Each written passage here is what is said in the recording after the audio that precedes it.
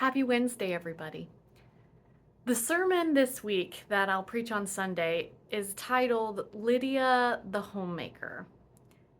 I'm curious what your reactions to that title are. When I sent Nancy the bulletin information, I hit send on the email and I ran into the office and I said, Nancy, I just sent you the information. Um, the sermon title is kind of cringy, but don't worry, I'm going to fix it. I'm leaving it as Lydia the Homemaker because it ties into my sermon. But in some ways, it's a provocative title because what the word homemaker means in American society in this day and age is not something that applies to Lydia. Lydia is specifically described as a working woman in the book of Acts. She is a seller of purple cloth. We know from research into the ancient world that the people who sold purple cloth were also usually the people who dyed purple cloth.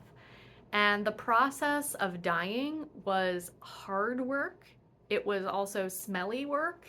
They used urine to set the dye, so much like a tannery, it kind of had an odor about it. And so the work that Lydia was doing, although purple cloth was highly valuable and treasured as an item, the work was not easy work, and it wasn't looked on as a high profession, as something you would aspire to. Lydia also is a single woman. She is not even described as a widow. And in a society where your status as a woman depends entirely on the status of the men connected to you, being single was a hardship and it made life kind of difficult. So the fact that she is a working woman who is also single and a homeowner is unusual. That said, there's a lot of women who are single, and we see being industrious in different ways in the Gospels in particular. And I think there's something about Christianity and the message of Jesus and the way that Jesus treated people that appealed to these women who found themselves at the margins.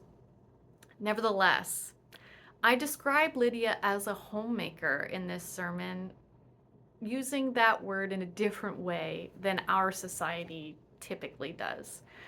I'll be curious to see how you react to Lydia as homemaker at the end of the sermon. I'm also curious to hear what your initial reaction to that sermon title was. I don't think I would have received it very well if I hadn't written the sermon it was referring to. So I'm curious to be in conversation with all of you, and I'm looking forward to seeing you on Sunday. Blessings.